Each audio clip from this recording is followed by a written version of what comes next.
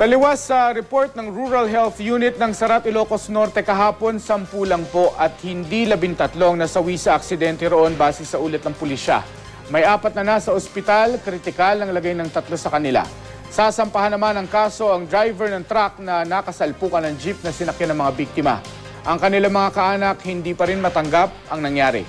Makibalita tayo kay Mark Masudog ng GMA Ilocos.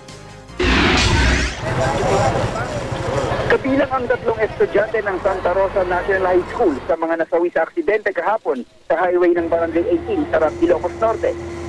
Papasok na sana sa paaralan sina Angelica Cruz, Jeremy Burgos, Jerry Catarupan ng mga aksidente. Sa tinakan ko, may sana pinganak ko.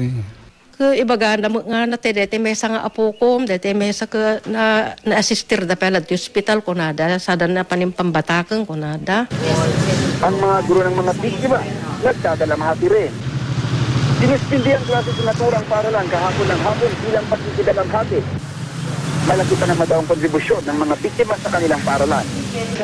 Ang volleyball player na si Jerica, pambato pa naman niya sa kalarong pambansa. Labis din ang pangunguli ni Nova Jane Visconde. Asawa siya ni Christian Visconde na kabilang rin sa mga namatay sa aksidente. Hindi raw ngayon alam ni Nova Jane kung paano itataguin ang kanilang pamilya, lalo pa 7 buwan siyang buntis. Adda na disgrasya ijay gusod ko na sir.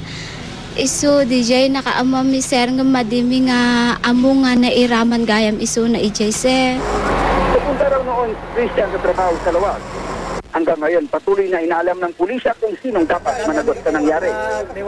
Napag-alaman ng pulisya na nag-overtake ang jeep at pinapansin ng driver ang paparating na truck sa kabilang lane kaya nasalpok ito.